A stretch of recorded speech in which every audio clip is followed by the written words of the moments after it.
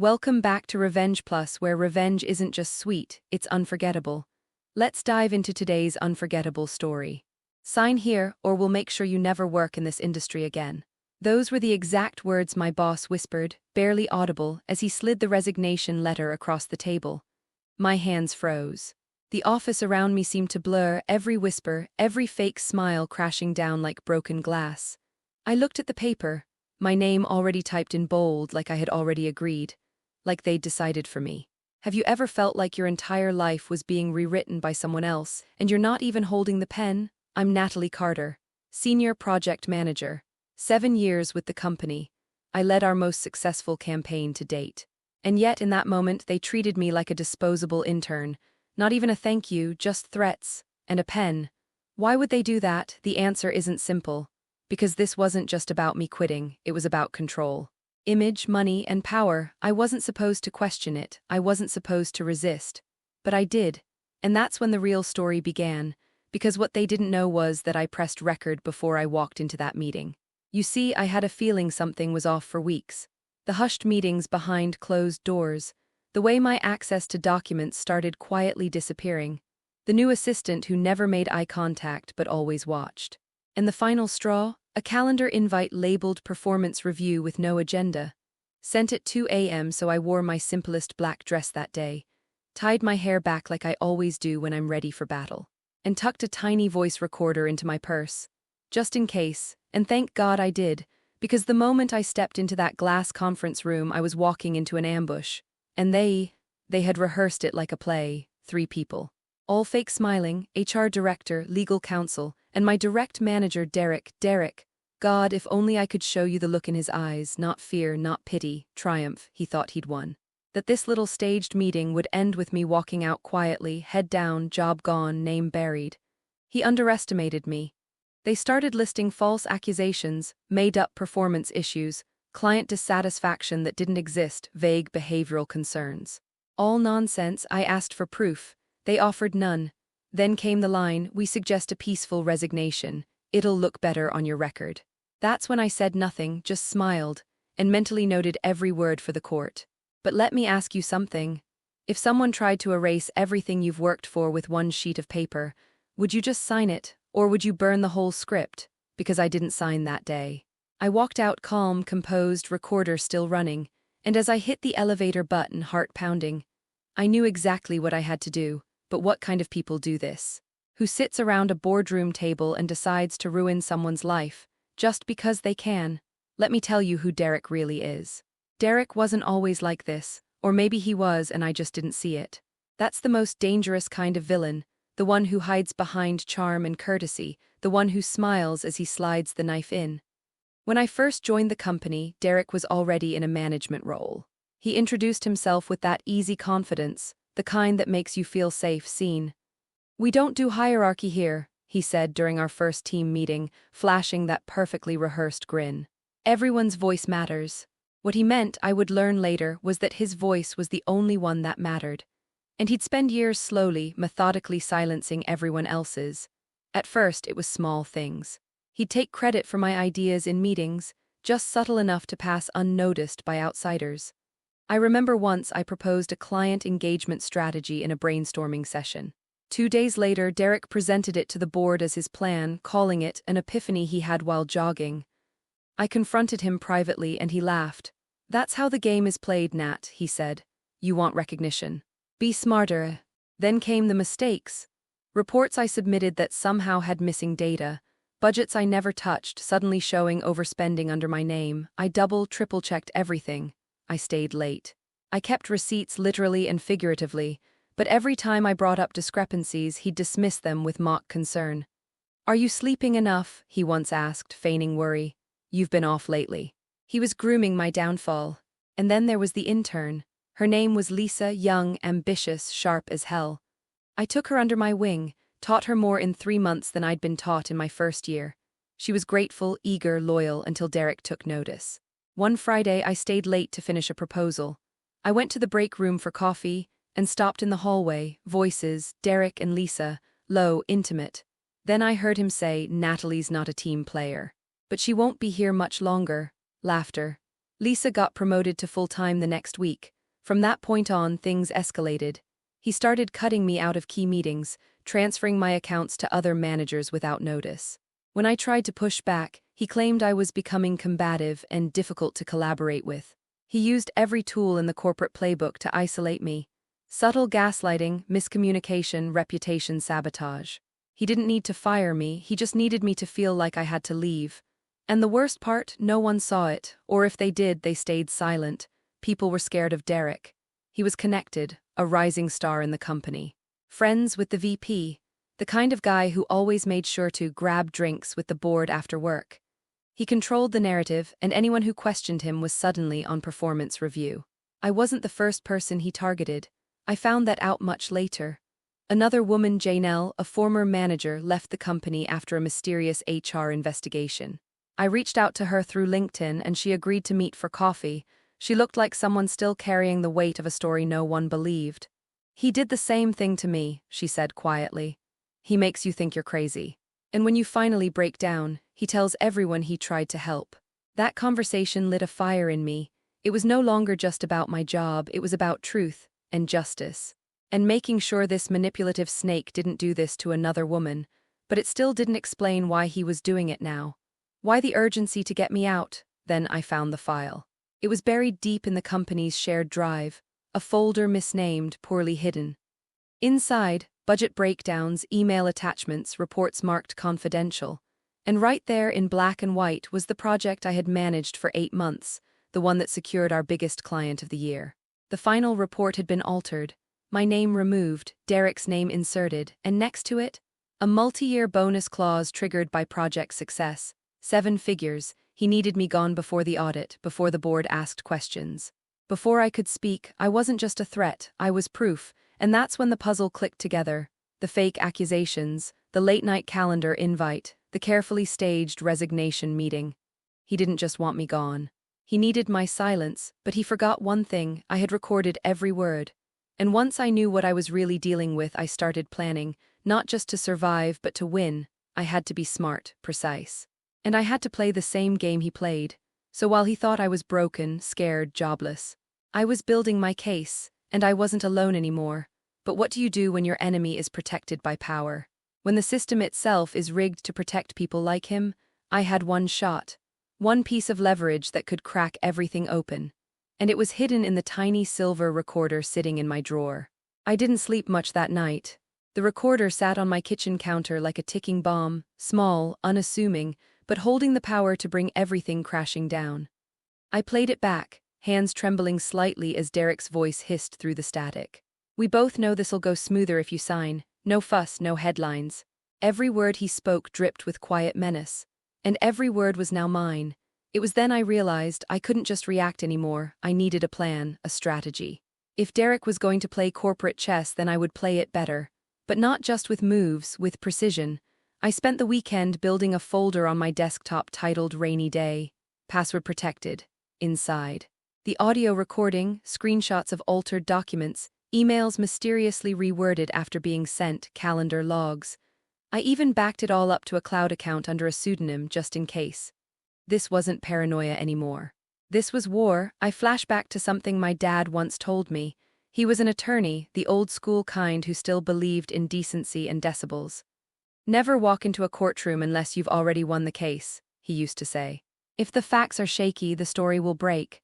But if your truth is bulletproof, they'll bury themselves." That became my mantra, make my truth bulletproof, so I started collecting, quietly, carefully. Every morning, I'd stop by the office an hour early, not to work, but to watch. I documented who Derek met with, what files he downloaded, what doors he closed when no one was around. I noticed a pattern. Every Tuesday at 3 p.m., he had a private Zoom call he never logged officially. The blinds would be shut. The receptionist instructed not to disturb. Who was he meeting? Then came the slip. On a particularly rainy Tuesday, I faked a meeting request with another manager just before Derek's secret call. As I walked by his glass office, I tilted my phone slightly and snapped a photo of his screen. The email chain visible, final legal drafts, severance and PR statements for Natalie Carter. Sent to external counsel at mlcgroup.com. He had already written my public obituary, but here's the thing. You don't write someone's farewell speech before they leave, unless you're the one pushing them off the ledge. That night, I called a friend I hadn't spoken to in years, Amanda. We met in law school before I changed careers. She went on to become a corporate attorney, specializing in employment litigation. I told her everything. Every detail, every date, every piece of audio. There was a pause on the line after I played the recording. Then her voice dropped low. You realize this is massive, right? I do, I whispered, but what's my play? She laid it out like a blueprint. Step 1, do not confront him, do not reveal what I know. Step 2, begin documenting retaliation in real time. Make it impossible for them to claim coincidence. Step 3, wait for their next move. Because legally, a pattern is more powerful than a single event. A trap doesn't work unless they walk into it themselves. So I waited, and sure enough, within days, the pressure intensified. My office keycard was accidentally deactivated. My email access revoked for security concerns. The IT team sent me a vague notice claiming my account had been flagged for unusual behavior. All of it conveniently undocumented, off the books. But I was ready. Every denial, every roadblock, every whisper, I recorded it all. And then Derek made his biggest mistake. He called me into a private meeting. No HR, no witnesses, just him, the door shut with a thud. I've been advised to offer you a second chance, he began, hands folded in false sincerity. If you apologize for the way you've handled things, we may consider a mutual departure. Clean slate. We'll even throw in a little something extra for your loyalty. That's when I leaned forward and said calmly, funny, I was about to offer you the same thing. His smile faltered, just a flicker, but I caught it. And in that split second I knew. He was bluffing, he didn't know I had proof, he just suspected. And that suspicion terrified him, so I let him marinate in that silence. I stood, nodded politely, and walked out. My pulse was thundering, but I didn't show it. Because now I had everything I needed. Amanda helped me prepare. If that revenge hit just right, make sure to hit the like button and subscribe for more epic comebacks and justice-served stories. Drop a comment below, I'd love to know what you would have done in their place. Prepare the legal notice. A full whistleblower complaint, with exhibits, timelines, and that beautiful, damning recording stitched right into the appendix.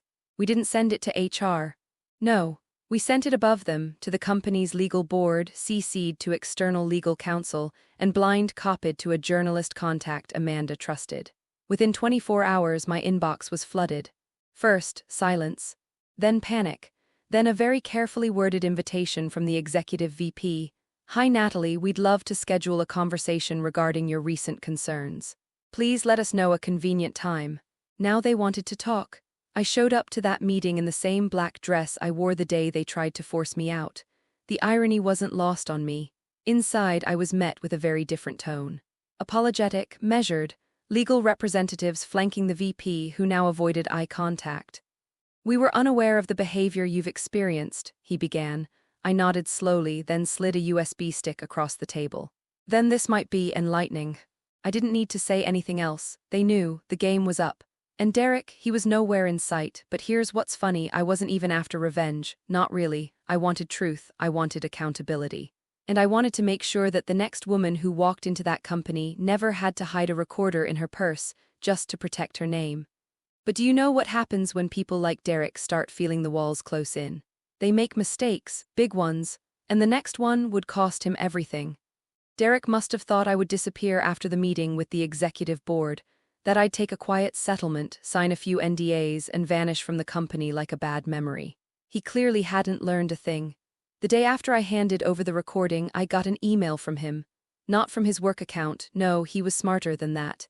It came from a private Gmail address I'd never seen before. The subject line was one word, talk.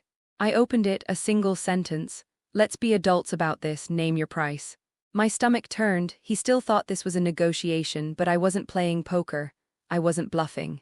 I wasn't asking for anything. I was taking back everything he tried to steal. I forwarded the email to Amanda, who immediately flagged it as witness tampering. She laughed, actually said it was classic Derek. Always trying to rewrite the rules, even when he's already losing.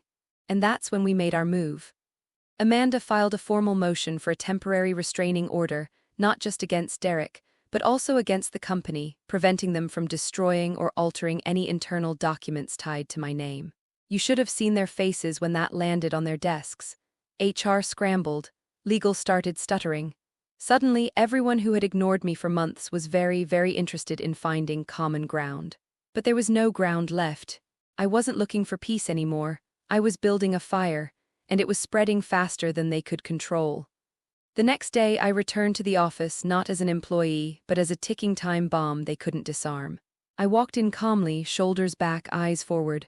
Colleagues glanced up from their desks, some with pity, others with curiosity.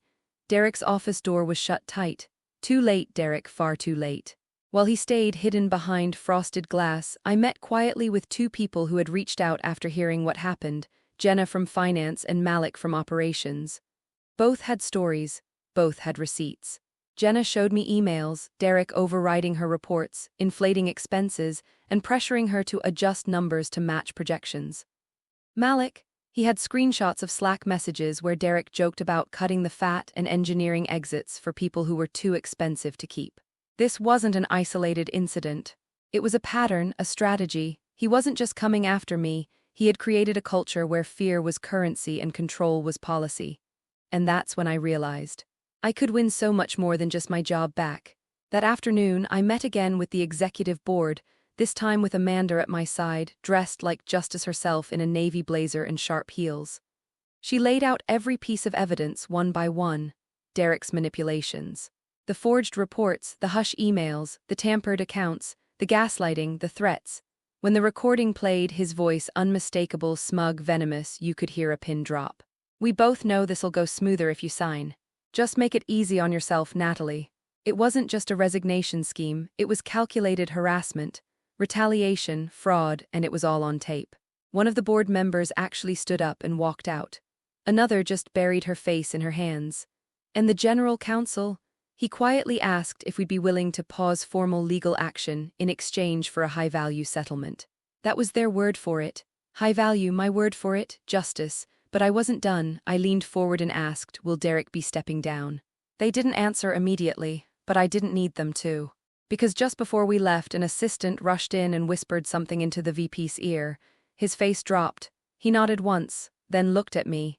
He's gone, effective immediately. And that was the moment I knew. I had turned the game on its head. But the question remained. Would the company try to cover its tracks, or would they let the truth come out? Either way, I was ready to make everything public. I thought that would be the end of it. That once Derek was gone, they'd quietly settle, offer me some polished, lawyer-approved apology, and we'd both walk away, me with vindication, them with a bruised reputation and lighter pockets. But power doesn't let go that easily. Not a week later, I received a notice from the company's legal department. They were reviewing my conduct during my final months of employment. The phrase they used: potential breach of confidentiality and inappropriate data handling. It was laughable. They were accusing me of misconduct. The same woman they tried to erase, silence, manipulate into resignation. Now they were flipping the script again, recasting themselves as the victim and me as the rogue employee who had just overreacted. Classic corporate defense tactic. If you can't deny the facts, smear the person who brought them forward. But I wasn't scared. I was furious. Because I knew exactly what they were doing, trying to bully me back into silence by dangling litigation like a blade over my head. They hadn't expected I'd be ready. Amanda filed a counterclaim within 48 hours. Wrongful termination, emotional distress, defamation, and, most importantly, retaliation against a whistleblower. We laid it all out in writing, a chronological map of their lies, deception, and calculated sabotage. But we knew public perception mattered just as much as legal truth. So we made a move they didn't see coming. Amanda reached out to a friend of hers at a major investigative podcast, one that specialized in exposing workplace corruption. They were instantly hooked, and then it happened. A single episode titled, The Resignation That Never Was. Natalie Carter versus the Corporate Machine. It dropped on a Thursday morning. By noon, it had 150,000 downloads. By the end of the week, over 1 million. It was everywhere. Reddit threads, LinkedIn posts, think pieces. People wrote in with their own stories of Derek, or someone just like him, bosses who destroyed careers with a smile and a signature.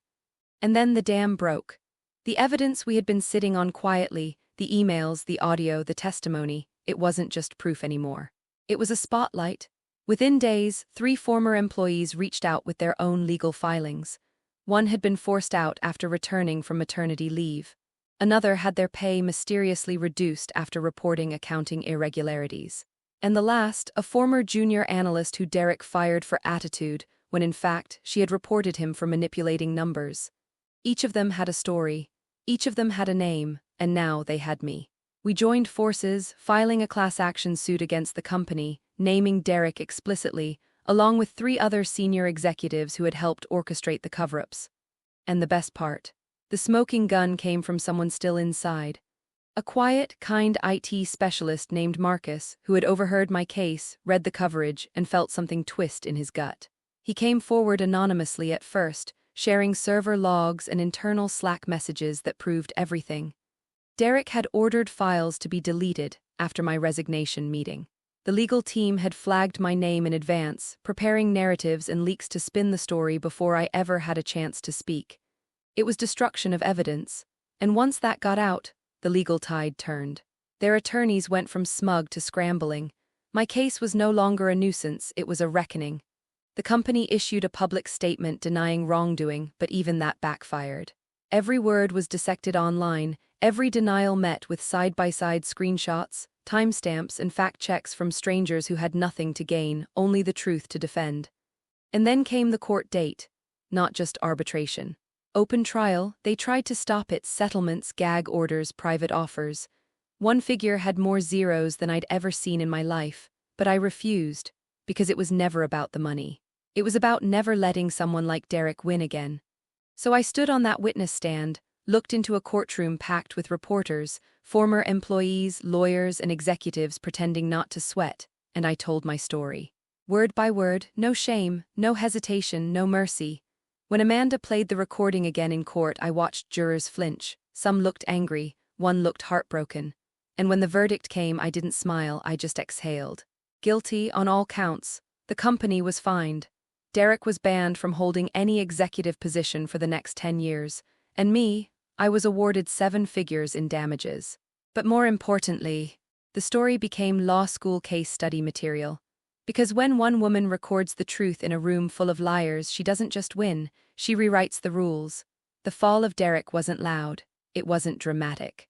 It was slow, surgical, the kind of collapse that doesn't come with screaming but with silence. First, his name vanished from the company website. No announcement, no farewell, just gone. Then came the headlines. Executive ousted amid whistleblower lawsuit. Company faces backlash over retaliation claims. Secret recording exposes corporate abuse. His LinkedIn went dark, no new job, no endorsements. Only a growing comment section filled with polite outrage and not-so-polite truth. And financially? Well, remember that $1 million bonus he tried to steal? He lost it. Every cent. The board retroactively revoked it after the ruling. He'd already spent most of it, from what I heard, on a second home and some fast, loud car that now sat parked in a repo lot. Worse than losing money, though, was losing face. No more interviews, no consulting gigs. His name, once whispered in admiration across business circles, was now a punchline. Don't pull a Derek. Careful, you'll end up cartered. I didn't coin that one, but I liked it. But the final blow didn't come from a judge or a journalist. It came from within. A month after the trial, I received an anonymous email. No greeting, no signature, just a message. He still blames you. Can't see that he did it to himself. That's what crushed him, not the money, not the career. The fact that the world moved on but he couldn't. That he built a cage for me only to end up locked inside it himself. I saw a photo of him once, grainy, taken outside a coffee shop. Same suit but older, eyes tired, phone in hand but no one calling. They say people like him never change. Maybe they don't, but sometimes they disappear. After the trial ended, people kept asking me the same question. So what now? They expected me to disappear, maybe take the settlement money and vanish somewhere quiet. Start a new life, change my name, erase the past. But I didn't want to erase it. I wanted to use it, because this story, it was never just mine. It was the story of every person who sat through a meeting they weren't invited to, who watched their name disappear from their own work, who heard the words, "We're letting you go," and knew deep down it wasn't about performance, it was about power. So no, I didn't run, I didn't hide, I built something instead. It started small, just a website with a blank form, no name required, just a space that said, "Tell me what happened." Within the first week, I had over 100 messages. People from across industries, across states, across languages, All saying the same thing in different ways, they made me feel like I was nothing. I thought I was crazy. They said it was normal. I never thought someone else would understand. That was the moment I knew I wasn't done. So I turned that site into something real, the Carter Initiative. A nonprofit platform dedicated to protecting whistleblowers, amplifying their voices, and providing real legal and emotional support. Not just hashtags. Not just headlines, actual help. We partnered with attorneys who worked pro bono, mental health counselors who knew how to talk to survivors of workplace trauma, investigative journalists ready to dig when no one else would. And we did something no one expected. We taught people how to record the truth, not just with microphones, but with documentation, community, strategy. We gave them tools Derek never thought people like me would ever learn to use. The stories kept coming. Some heartbreaking, some enraging, some quiet, some loud, but all of them real. I kept going, not for revenge, but for that feeling I had that day they tried to force my resignation, the cold, suffocating silence when no one stood up for me. I would never let anyone feel that alone again. Ironically, months later the company tried to reach out, not through threats this time but through PR. They wanted to support the initiative, offer a donation, issue a statement. I refused because some bridges don't need to be burned, they need to be left behind. Forever. Instead, I invested part of the money I won into growing our reach. We opened 2 more regional chapters, launched a podcast, hosted workshops for people who were still stuck in jobs that were slowly eroding their self-worth. And on the wall of our first office, I framed one object, my old voice recorder. The same one I hid in my purse that day. The one that caught every word that changed everything. I didn't frame it as a trophy, I framed it as a reminder that sometimes the smallest things hold the loudest truths. And if someone like Derek ever tries to rewrite my story again, tries to gaslight, silence, or erase me, I won't just be ready, I'll already be recording, and this time the world will already be listening. Today, stories like mine are far from rare. All around us, people are still being pressured to resign, manipulated into silence, or forced to choose between speaking up and keeping their careers. But the truth is, silence only empowers the wrong. When you choose to stand up, even if you're alone, you're not just protecting yourself, you're opening the door for countless others. And in today's world, where a single recording can shift the balance of power, the truth doesn't stay buried for long.